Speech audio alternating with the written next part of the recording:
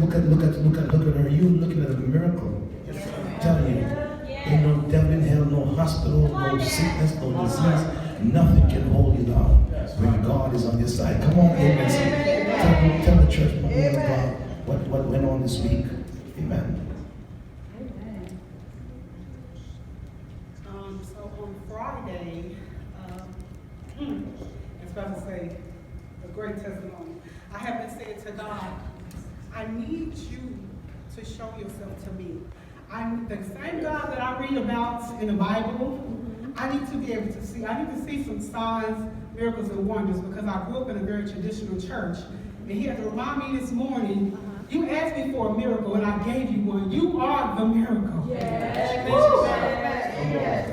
So on Friday, I had just left the gym and I was driving home and I ran some errands and then I stopped and I started seeing like some splotchiness. And I just kind of passed it off. It lasted for a few minutes, maybe like 3 to 5 minutes. And so I went on home, I took a shower. When I got in the shower, I immediately got this banging headache. And so then I laid down and I said, I'll just lay down and maybe it'll go away because I don't normally get headaches. And then it lasted for about 20 minutes and I looked at the time and it was getting close time for me to get ready to do one of my at-home business. And so I looked at the time and I don't like being late, so I said, you know what? I said, I never called in, but I don't have today. I can't sit in front of a computer like this for hours feeling the way that I do right now. And so as I got up, I started feeling really speak. Jesus.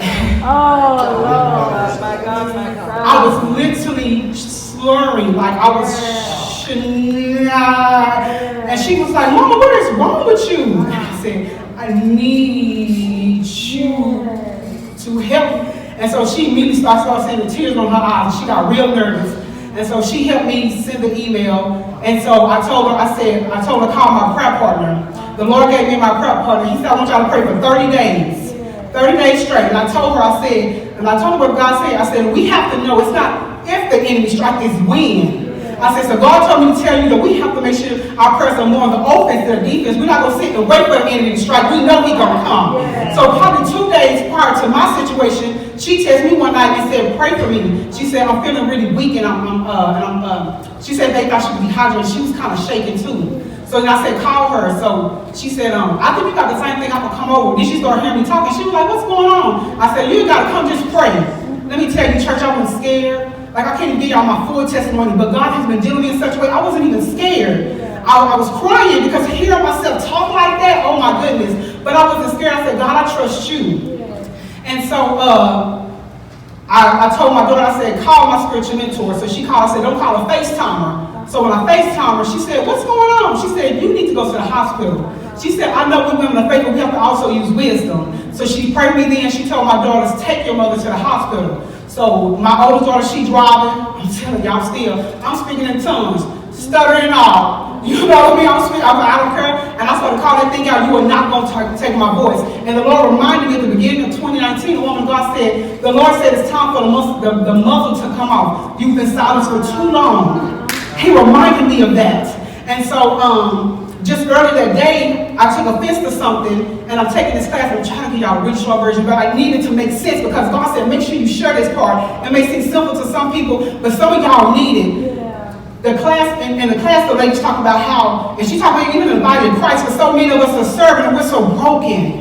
And she said, we need to take control of our mind and our own thoughts. She said, we have so many thoughts in our mind, and over 80% of them are negative. She said, so I need y'all to start paying attention to the negative ones, and then you got to figure out where's that voice coming out? Where's that trigger coming from? So just before I even went to the gym that morning, I was on the phone with somebody, and they said something, and what they kept doing was they kept cutting me off. And so I started feeling some kind of way. And so I told them, I said, you know what, I gotta go. I said, I'm on my way out to the gym anyways, I'll call you back later. And so immediately, as soon as I hung the phone, I said, okay, Lord, I recognize it. What is this? What voice has caused this trigger? So the Lord reminded me when I was younger, nobody ever wanted to listen to me. Mothers, listen to your children, because you don't realize how you are setting them up for failure or for success as babies. The Lord reminded me when I was younger, nobody wanted to listen to me. So when I was excited about things, and even now I get excited, I'm very passionate. So people are like, what are you doing too much? And so I kind of hold back. But the enemy's telling me, oh, they don't want to hear you. So then I get an attitude. Ladies, we got to be aware of what we call an attitude. I'm telling you, I called that thing out. I said, devil, you a lie. You're not going to silence me. I said, y'all feel this way, but I realized what it is. You're not going to silence me. So then, moving forward, we're driving to the back in the truck, going to the hospital. We get to the hospital.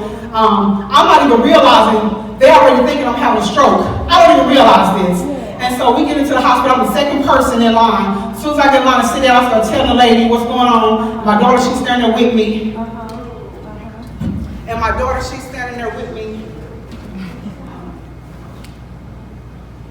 Hi, Jay. Hello? Okay.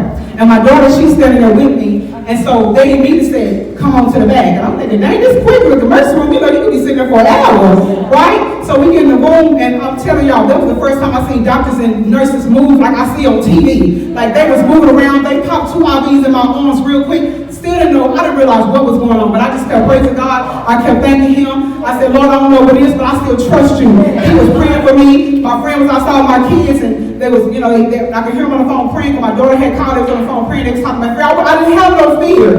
Because at that moment, and that was the first time in my life, I wasn't even afraid of death. So I said, Lord, I know, because I was like, I know where I'm going. I used to couldn't say that, but I said, I know where I'm going. And so the doctor came, he started talking to me, he asked me all the symptoms.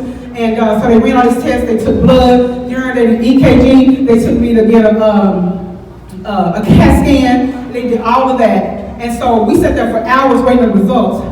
And so I told my daughter, I said, they can't figure out what's wrong. That's what's taking them so long to come back. So when he came back, they didn't call up some doctor on the, like on a webcam, they didn't put the camera in front of me, and he's having me do all these things with me, and I don't know, having me do this, and so he said, okay, so then they did what they did, and came back again. He said, you know, we get your urine, let's get your urine. I said, okay, that's fine. Gave me a urine sample, he came back, he said, I don't know what it is. He said, we have some ideas about the headache, but we don't know what's causing the slurring. And I was saying to myself, I know what it is, it's my God. And he said, well, if you can, he said, we can't force you to stay because you're okay now. He said, you know, you're able to speak and we can hear you, He said, we'd like you to stay. He said, I would like to get an MRI just to go, I said, well, whatever you want to do, you're the doctor. If you say stay, I'll stay. And so I stayed. The next morning, another doctor came in, and it was like they was trying to make sense of this. So the other doctor come in, I go and do the MRI, come back. So I called my prayer partner, and I said, let's pray like we normally do. And God said, don't pray, just worship.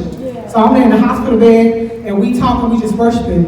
And so then she started to pray, cover me, with the MRI. I had spoke to Pastor Monica, her and Pastor Shelton. They called me and praise God. And so I went on down. I wasn't fearful. Went on down. And they came back, same thing. Jesus. Hey. Thank you, Jesus. Pastor Shelton reminded me that Friday night. He said, remember what Pastor said? You have a healing ministry. He said, woman of God, you already healed. You just speak it. You already healed.